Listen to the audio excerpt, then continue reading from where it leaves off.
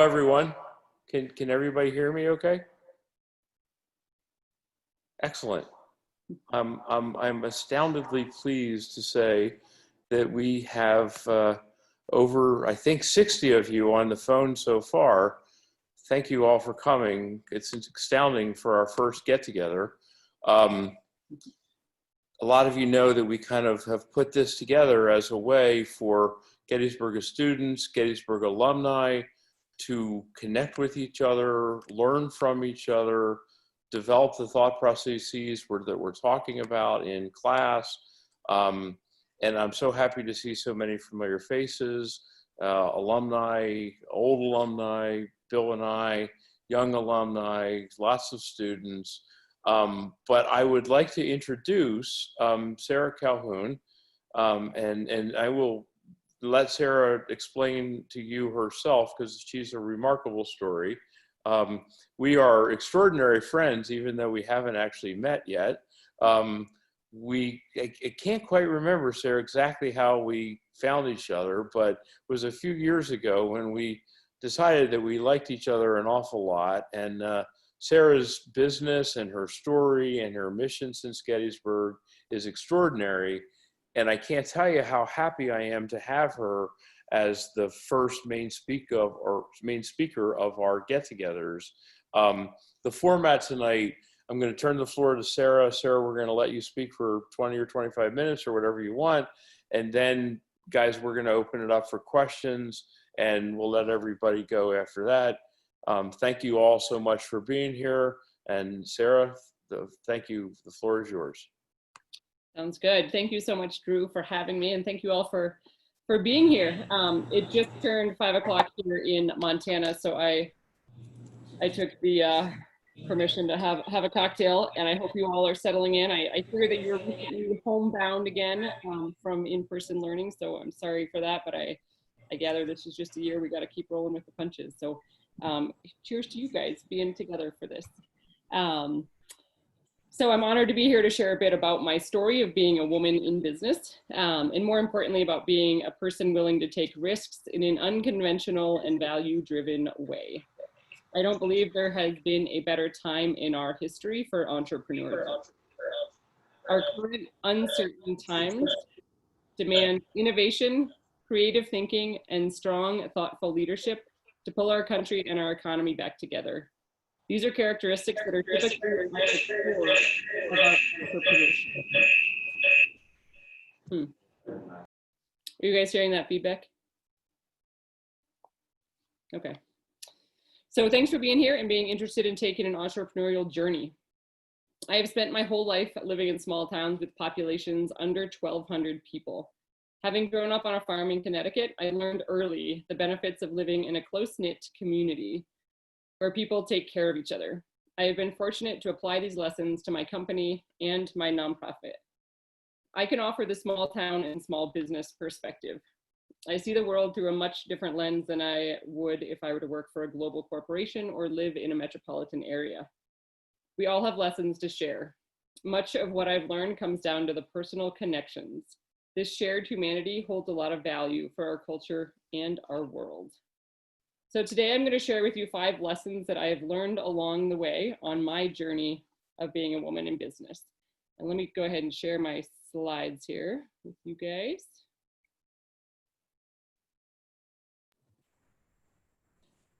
All right. We can see them okay. Great. All right. So at Gettysburg, I studied environmental studies and was heavily involved with GRAB and the Center for Public Service. 2 great organizations that have helped shape my career successes. After graduating, I spent about 5 years working in the outdoor industry, instructing for Outward Bound and leading trail crews, the whole while wearing men's pants that did not fit. At that time, there were dozens of companies that made heavy-duty work pants for men, but nothing on the market for women. As we all know, a woman's body is shaped quite differently than a man's, and squeezing curvy women into square men's pants results in a number of problems. So I had no background in business or in the apparel industry, and honestly, I had no interest in getting into business, but I needed to well. And I knew a lot of other working women who were in the same predicament. So in 2004, I moved to Montana and decided to start a pants company. The first thing I needed was a name. Red Ants Pants popped into my head and it stuck. And it turns out that in an ant colony, it is the female ants that do all of the work. The male ants simply breed and die. And that is a true story. So at this point, I didn't even know what a business plan actually was. I had never taken, to this day, I've never taken a business course in my life. So I did what every entrepreneur surely does, and I bought a copy of Small Business for Dummies. It's actually a great read. But the first weekend I was actually in Bozeman, Montana at the time, and I was reading this book at a local coffee shop, and a man noticed and we got to talking. And it turns out for the past 20 years, he'd been doing production and design for a little company called Patagonia. So a very fateful day. He asked me what my business idea was, and then we got back to his shop a week later. He gave me loads of contacts and advice, and he just said, "Sarah, you're onto something big here. I think you need to move on this now." And Richard Sibrel continues to be one of my top mentors, and he's on my board of advisors to this day. So this is lesson number 1, trust your intuition. When we pause long enough to listen, there is a lot of guidance out there and fateful opportunities that can cross our paths. Yes, it can be difficult to listen to our gut instead of our logical minds, but it has the potential to open many doors. Those first 2 years flew by as I engrossed myself in learning everything I needed to know about the apparel industry. I got a job sewing backpacks so I could learn the technical details of production. I designed the pants, sourced the fabric and trims, wrote my business plan, established financing, partnered with a US cut and sew manufacturer, developed the website and marketing strategies. And in 2006, I opened the doors to the international headquarters for Red Ants Pants, and the women cheered. But with a direct business model, and we only sell directly to our consumer through our website and our storefront, no wholesale, I had my work cut out for me to build our brand. We did a lot of grassroots marketing. And what better way to do this than Tour de Pants? We took the pants on the road and met our customers face to face. We even had a beer sponsor for all of these pants parties across the nation. And it was a really great way to meet our customers face to face and to hear their stories. The really neat part about being in business is realizing that these pants are meaning something to our customers. They are becoming more than just a pair of pants. We received a letter from a customer who wore her pants into surgery because they made her feel stronger. I want to share a little bit about my community so you can understand the context of my story. Montana holds much romanticism and cachet with its spectacular landscape, big sky, and rocky mountains. Bison, wolves, elk, and grizzly bears still roam our prairies and mountains. It is known for being home of the first US national park, Yellowstone, as well as Glacier National Park. The town I chose in Montana is called White Sulphur Springs. I was inspired to move there by a book called This House of Sky by Ivan Doig. He's one of the best writers of the American West. I found an old historic saddle shop on Main Street and moved in. White Sulphur Springs is a 900-person ranching town located 100 miles from any city. It is the county seat of Marr County. Doig told stories of the Stockman Bar and the bullet holes that can still be found within. Bullets from the wild days that were not all that long ago. I renovated the old brick saddle shop to reveal the original tin tile ceiling from 1880. I settled into the living quarters directly behind the shop and even had 2 apartments upstairs for rental income. And the best part is that it is only 17 steps from my front door to the Stockman Bar. Perfect. I had found my place. That first winter, I had chimney fires and frozen pipes. I had only a wood stove for heat, and our winters get down to 40 below zero. My toilet bowl literally froze solid. I had one tenant bring bloody bar fights home, and the other tenant had his gun go off and a bullet lodge in his leg while upstairs. I remember the first Chamber of Commerce meeting I attended. The Economist had just released a report that listed Marr County as the county with the lowest income of any county in the entire nation. Lesson number 2, courage. Moving to a town in the middle of nowhere alone as a young single woman where I did not know a soul took a lot of courage. But rural Montana is as authentic as any place I know. And the women here sure know how to work hard. It felt like the right place to establish my business. Ben Bullington, a dear friend and recently deceased songwriter, was the town doctor for many years. His song, White Sulphur Springs, sums up this place well. Dreams don't come easy on $7 an hour. Maybe it's a matter of what kind of dreams you have. The trout streams and the air is clean and money don't mean everything in a place called White Sulphur Springs. Ben always told me I should write the book on how to move into a rural community. But when I moved here, I did the only thing I knew how to do. I pitched in. I volunteered as an EMT on the ambulance. I joined the Arts Council, coached volleyball, helped out at local brandings and cattle drives. I got to know the people. And slowly but surely, they learned to trust this outsider and took me in. I love that small towns and rural areas force you to find commonalities with people you otherwise wouldn't. We need each other. It makes our character a whole lot richer. In 2011, I was named Entrepreneur of the Year by our governor.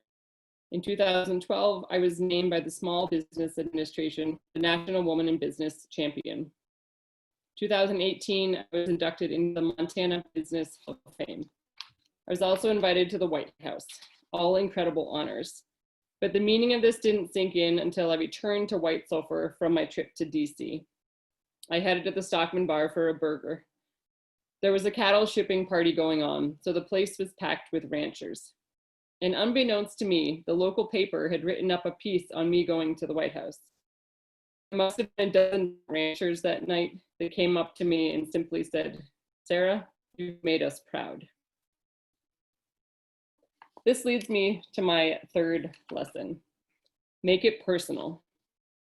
I know that they say it's business, it's not personal, but I call bullshit on that. I strongly believe that if we do make it personal, then we treat each other a whole lot better. This holds true for our community, our customers, our vendors, our supply chain, and our employees. If we build honest personal relationships, then we all win. So after about 5 years in business, I realized we needed a big marketing push. It seemed time to bring folks together on a larger scale. It was time to celebrate.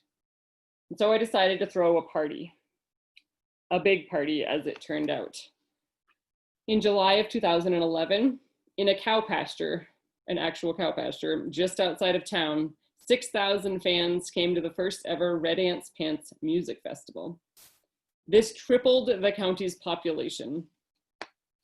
It was by far the riskiest move of my life.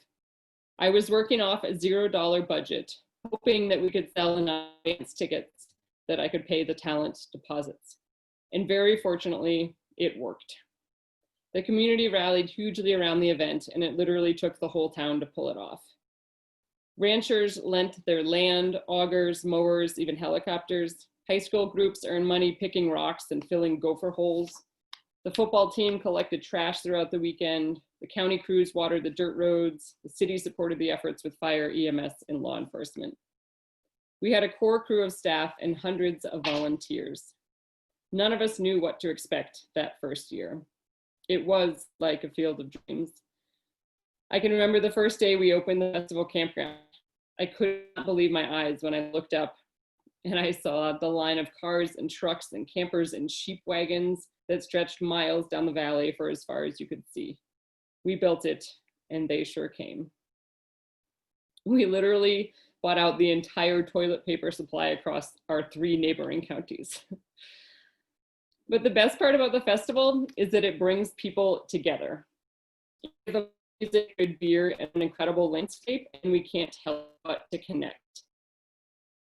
One of my favorite pictures is of two men at the festival. Their backs are to the camera. They don't appear to know each other well. They're both sharing a beer and enjoying the show. But on the back of one guy's shirt, it reads, "Save the planet." And the other guy, who must have worked for an asphalt company, his shirt reads, "Save the planet." Can't make that up.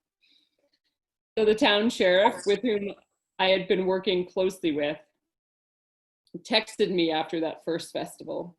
And he said, "Great job, Sarah. I'll never arrest you for anything." And yes, I still have that text saved. Thank you. So one of the things that sets our festival apart from other music events is our demonstration area. So we do demos of traditional agricultural and work skills, including sheepdog trials, ranch horsemanship, crosscut saw competitions, and the ever popular meat cutting. So this consists of a hindquarter of a cow hanging off a tractor. And then a local butcher comes up and cuts the beef into steaks, passes it on, a chef from Bozeman throws it on the grill, and then feeds the festival fans. You can see why it's a popular demo. But the first year that we did this, this old time butcher, he cuts off a big chunk and it slips and hits the dirt. So he just picks it up and trims it off and carries on. And it was overheard in the crowd, some guy saying, "Man, this is awesome. The only place you can see this is Montana or Mexico." So we must be doing something right, I figure.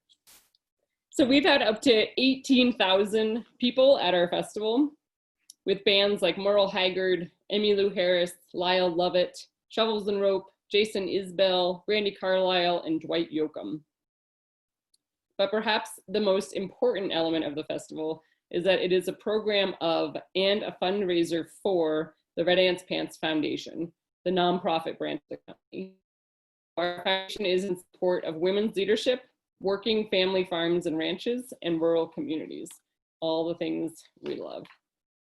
Our values include cultivating a strong work ethic, encouraging self-reliance, especially for women, maintaining traditional work skills, and my personal favorite, providing opportunities for people with different perspectives to connect, build bridges, and discover common ground.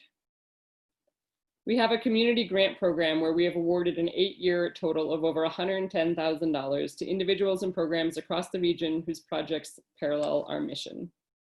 Which leads me to lesson number 4, pay it forward and help the ones coming up behind you. I believe this is especially important for women in business and women in the trades, as these career landscapes have traditionally been quite male dominated. So another program of our foundation is we hold timber skills workshops, which are 4-day carpentry and chainsaw courses for women. And we're developing this as a pre-apprenticeship program to encourage more women to enter the trades.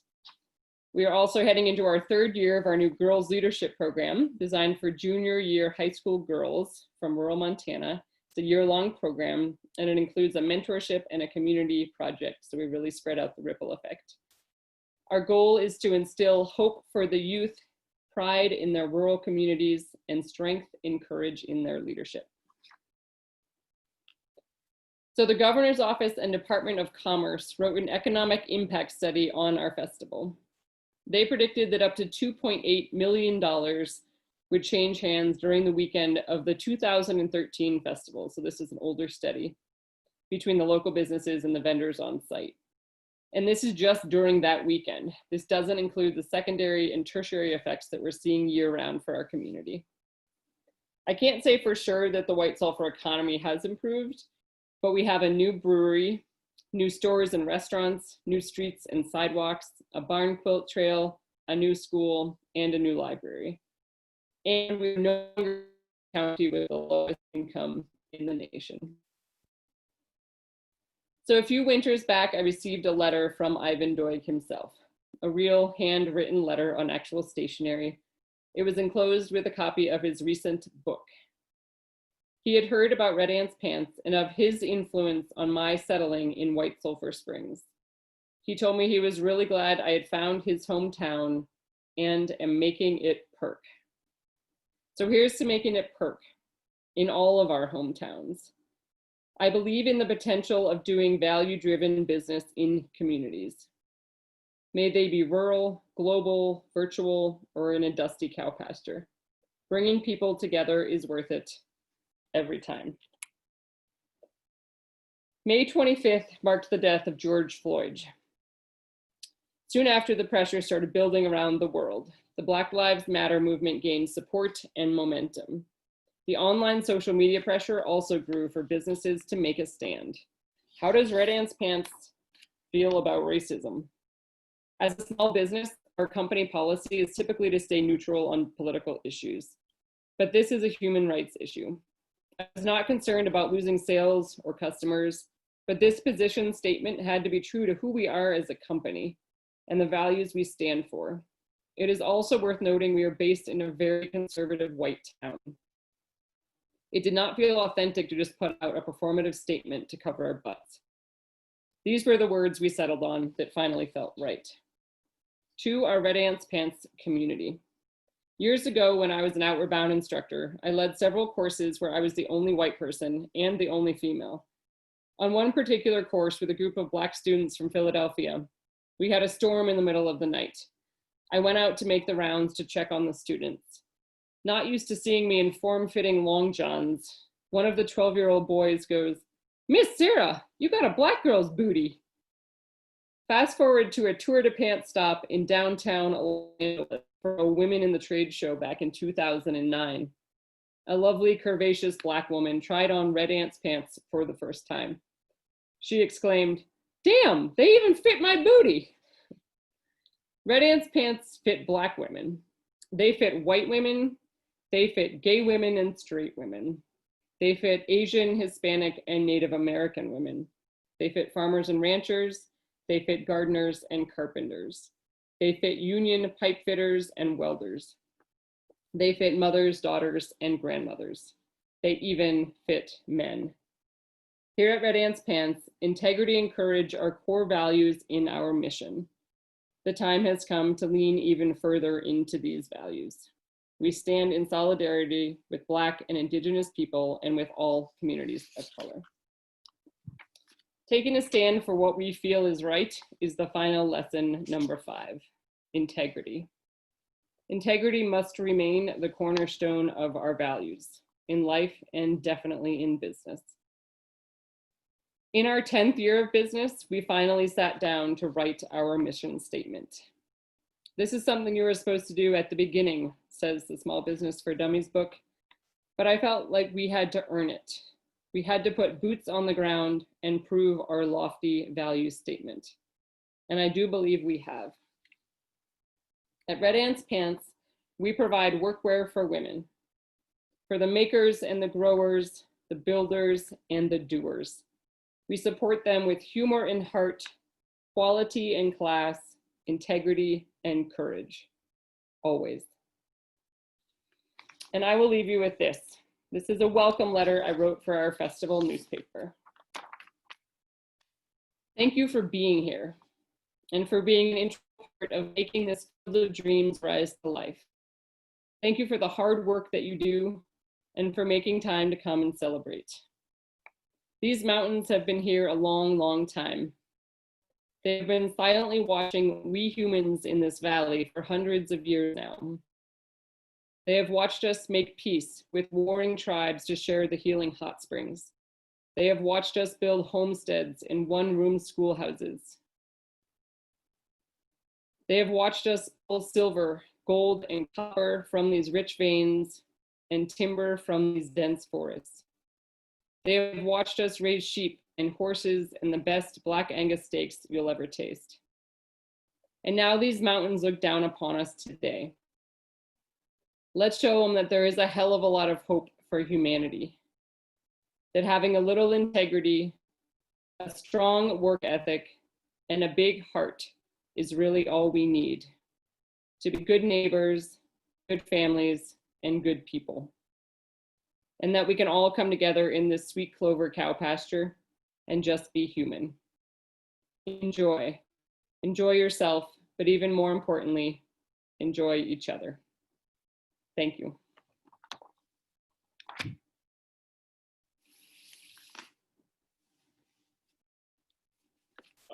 So Sarah, I'd like to chime in and just say, first, extraordinary.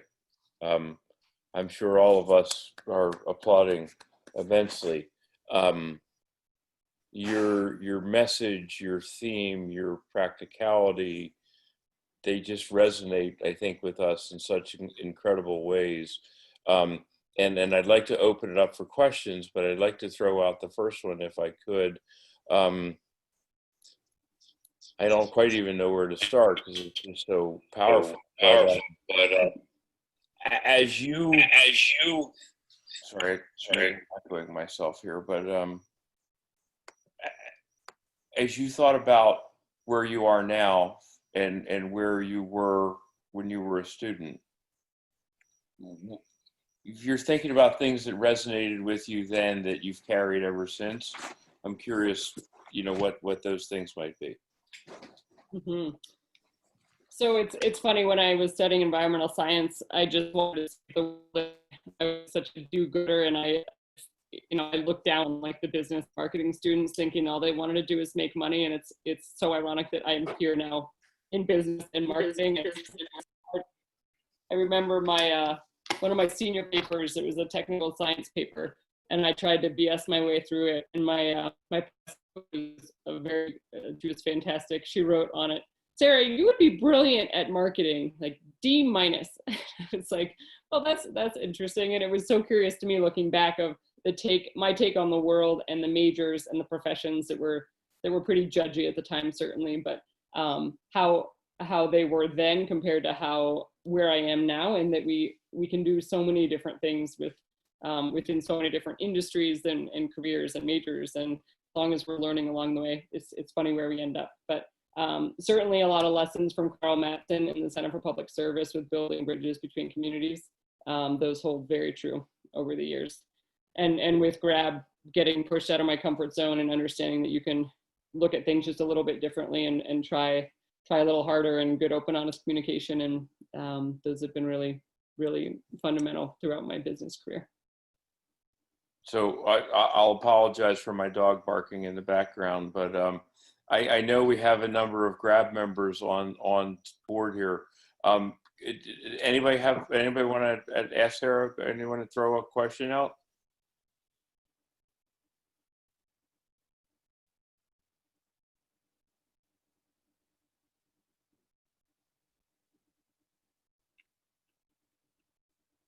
Sarah, do you want to unshare your screen? Yeah, happily. And then we can.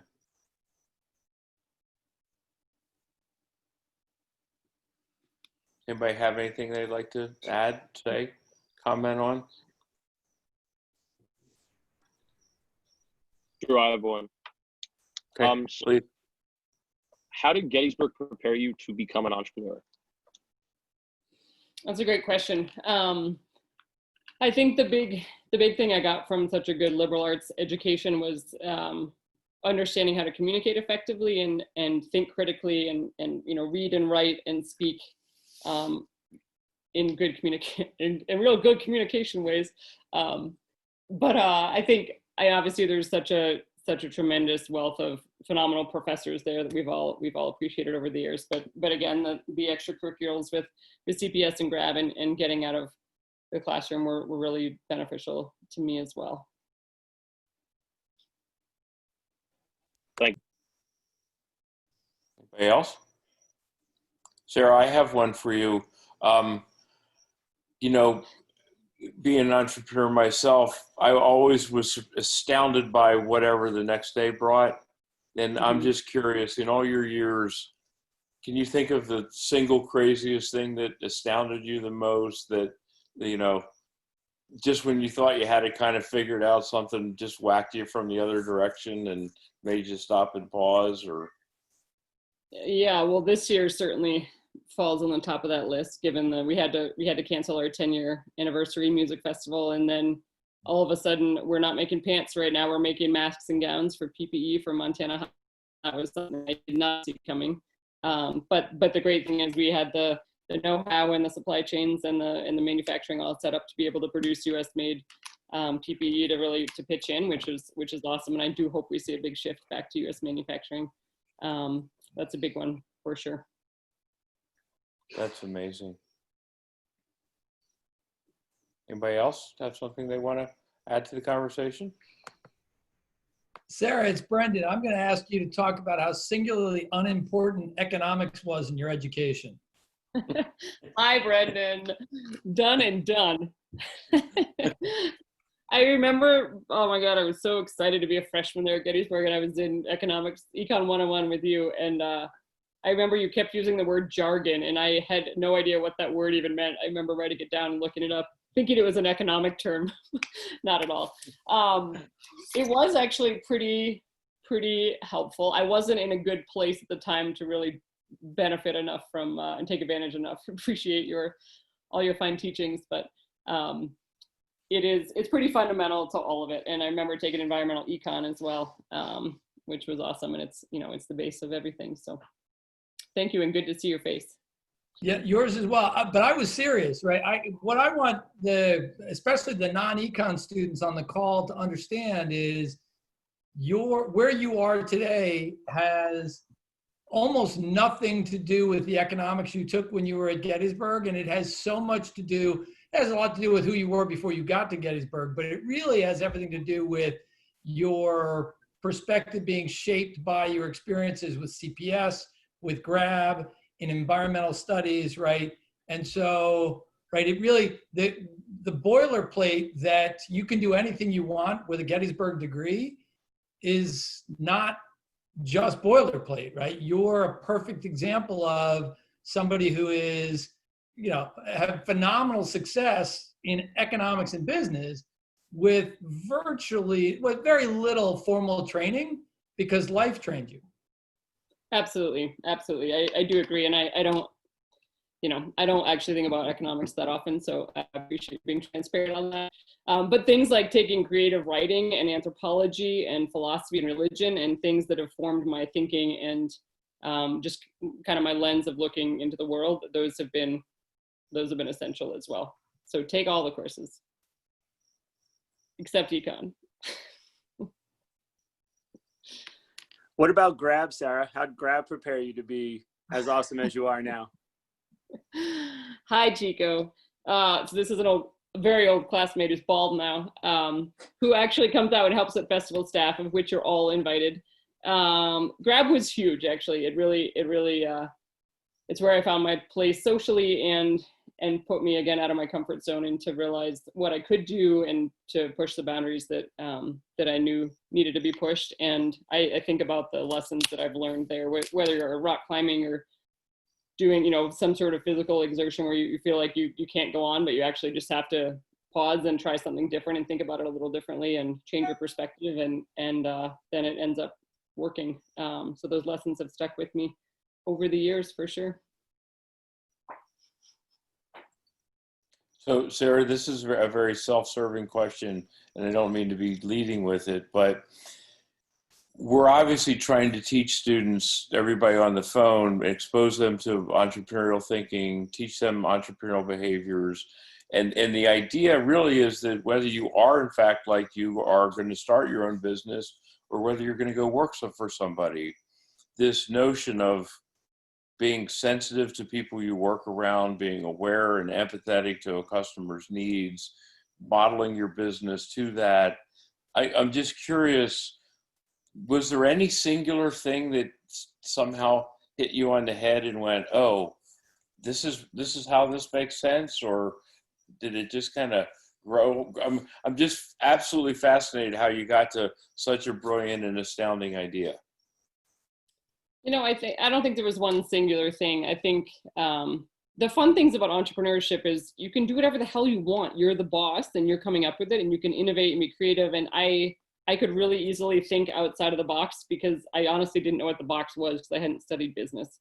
And that helps with everything. And I think especially right now, like, the sky is the limit. We can do anything. Like, we are so damn fortunate to have a Gettysburg education and the resources to go out in the world in a position where we can create some real change right now. And that's exactly what we need, especially from this generation. So I think just trusting in yourself and figuring it out, and trusting your skills and your education and your networks and your resources, and your skills are needed out here. Please come quickly. Anybody have anything else they'd like to comment or add to this? So I'd like to perhaps wrap it up with an observation. First of all, thank you for launching the first of our get-togethers. I hope that it is the first of many. The purpose of these is to try and capture our alumni and let them come back and tell us their stories. So, so that we can learn from it and grow with it. I'm sitting here looking at my camera, and we have 72 participants on Tuesday night at 7:30, and you know, my measure of all of you on campus is you're a little grumpy and, you know, disengaged right now. So thank you everyone very much for participating.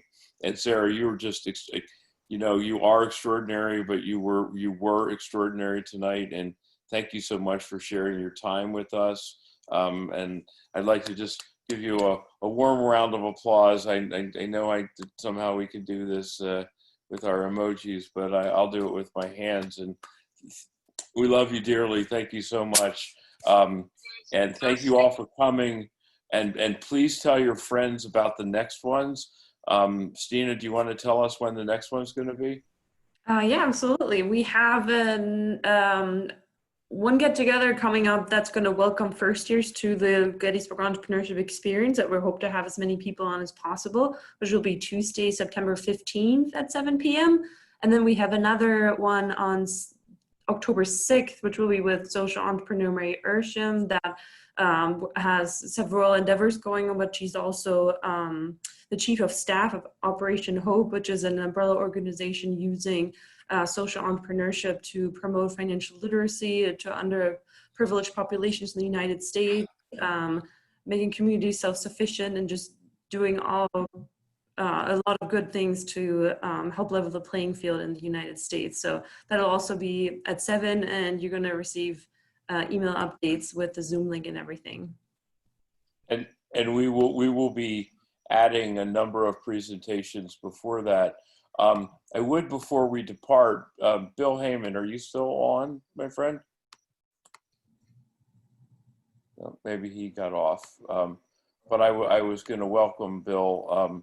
Bill has been an instrumental leader in our entrepreneurship program and runs an extraordinary PR and public relations firm in New York. And we will, as we grow with this, grow into lots and lots of interaction with our alumni, and we're very enthused by it.